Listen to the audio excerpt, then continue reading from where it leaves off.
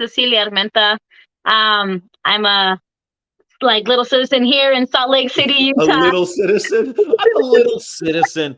I'm a citizen. I like that. Yeah, Utah girls, but Yeah. everybody knows me here as Cece. But I do own a restaurant and a little bakery shop as well, 100% plant based. And I had the honor of meeting you, and I was so excited and so happy to have you. Yeah. So I went so your restaurant is called Yums, right? Yes, And so it was called YUMMZ Vegan Bakery and Cafe because I mhm. thought I was opening a bakery. I introduced the food, and because there was no like vegan Mexican food here in like Salt Lake, it kind of Mhm. took off, and everybody just already knew my name as is. I never changed it, so people were Well, being like, "I need a cake," and like, "There's a restaurant in here." I'm like, "Yeah, yes, sure enough, we make vegan foods of all kinds. yes, So you kind of have like a it's like a Latin bakery, I would call, like a south of the border style bakery, right? yeah." Is it Mexican? What is it? Because I saw there were empanadas, but there were also like conchas and like what is the what's the vibe?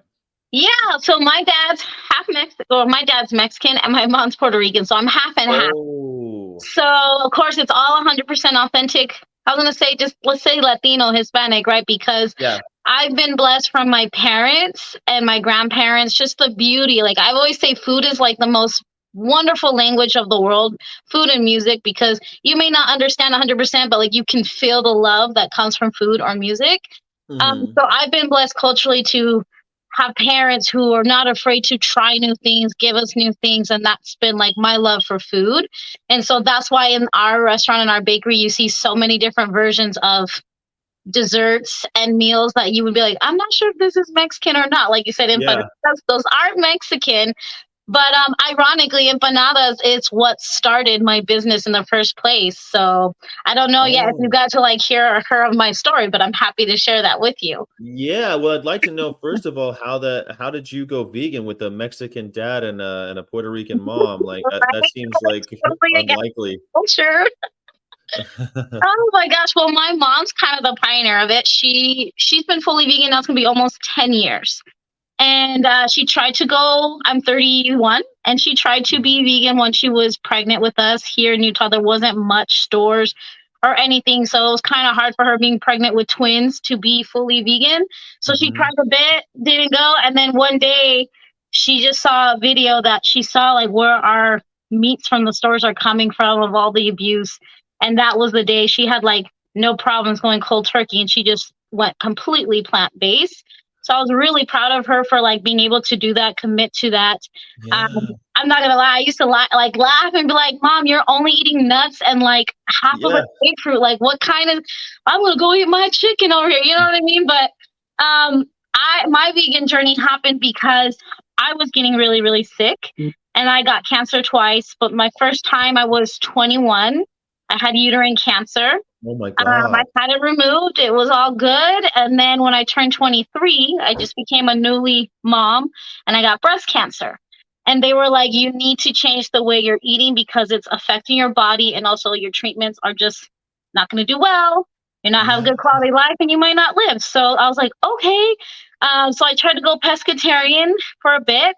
And even that, they were like, you can't do that. So I went to my mom. I was like, Mom, because she's super well known for like health and food, exercise. I'm like, what can I do? Because I feel really lost right now. And she's like, why don't you try a plant-based diet? And I was like, okay. And so like with her help, she kind of helped me navigate like what to do. Like, not gonna lie, we had tofu in our fridge. We were like poking at it. We did not know what to do with it. And it went bad. And I don't even know how you make tofu go bad, but that's how long it sat there because we were like, what did you do? And like, we were like, I guess saute vegetables and tofu, and I was like, this is so boring. And like Yeah.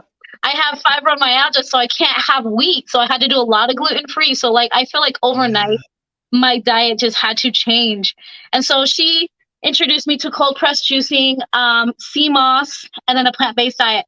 I did that for about 6 months straight, and my cancer went away. And my doctors were like, Wha- "What happened here?" And I was just like, Well, it really is when they say health is wealth. And Mhm. that was like all the proof in the pudding I needed to know. Then I like, and I feel like everybody's different in like their plant-based journey. At that time I was more like fight or flight mode. So I was like, I'm gonna do whatever to survive. Right. But then once I was like already committed to the lifestyle, I started learning more about what was happening to these poor animals and everything that happens in the industry, the world, the climate, like everything. And you were just so, I feel like all of us are just so naive. Not everybody's just trying to be, like, oh, forget them. It's like I feel like we're just so naive, and not Mhm. everybody's ready yet to make that change. And so I was ready at that point to learn what I needed to learn. And I was like, yeah, for sure. Like, I'm happy now that I'm healthy, but now I'm happy knowing that I'm not being a part of the problem of hurting animals, hurting our world.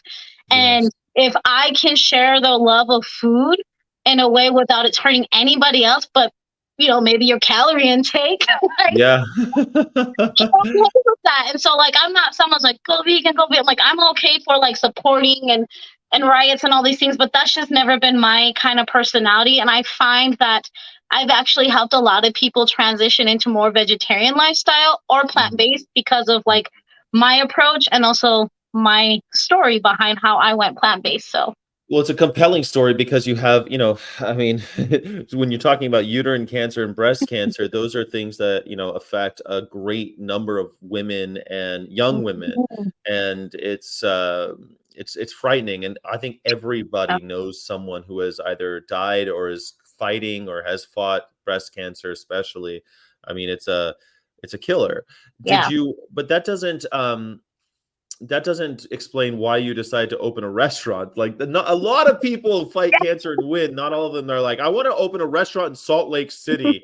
Are you from Salt Lake City? I mean, Yes, yeah, I've been yeah. more raised here, and Okay. yeah, exactly what you said. So, kind of going back to when I got the second cancer, I became a single mom, Okay. and I was recovering from being sick. And my mom was so kind that she came home and was watching me and watching my daughter. My daughter was, I believe, 6 months at this time, 6 month old, and it just wasn't enough. And my mom had to quit her job because I needed a full time caretaker, Hmm. and we were getting assistance from friends, the state, whatever we can do because we just had no income. And I just remember seeing like the eviction notice saying like if you don't pay rent you're going to be kicked out, and like Oh, having that anxiety. I was, what can I do, what can I do at this point in my life? I know I can't go get a normal job, I'm still recovering from cancer.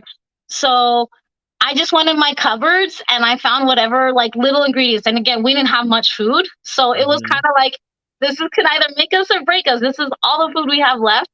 And I made an empanada, and Uh-huh. because I love empanadas.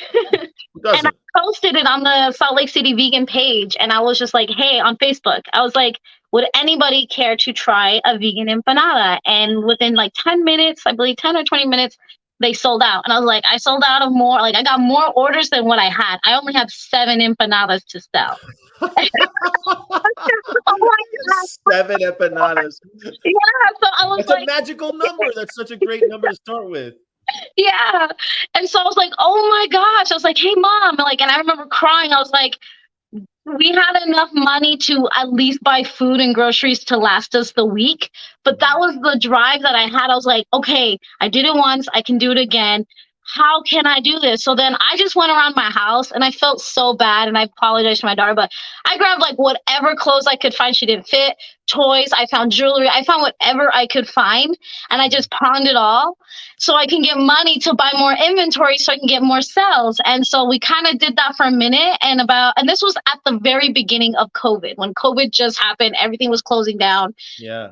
And ironically, like it was really hard to find vegan products because there was that meat shortage, and people were Yeah. kind of forced to buy like mock meats and tofu. So I was like, what the freak, man? Like, Yeah. this is Right when I started. Yeah. I was like, oh, what the frick? So I was kind of like going all over the place. But yeah, and then like I think 2.5 months into that journey, I got stronger, and I literally went and applied for 3 jobs. I worked at Amazon, I worked at Smith's, and I did Domino's delivery driver. And I Okay. did 3 jobs every single day on top of fulfilling custom orders. And I did that for 8 months. And within 8 months of me just driving to people's homes, popping up. Like I was like that person in the parking lot, like, you want to try some cupcakes, like whatever, like I could do, Yeah. just to get our name out there. And like after 8 months, we were able to, I would say, grow the little Young's Familia empire. People knew who we were, and we got the storefront. So I started it just based off survival mode, but then I saw like this could be a way to provide for my family, and I can still be with my daughter in a sense, and not have to go worrying about, am I going to have a job security, this and that. Because if for some reason, lots of restaurants were shutting down, but here we are starting a restaurant because it was something people wanted and needed. And we were willing to make the drive to go to people's homes when they were afraid to come out to eat and all that. So that's Sure. how our little restaurant journey started. And so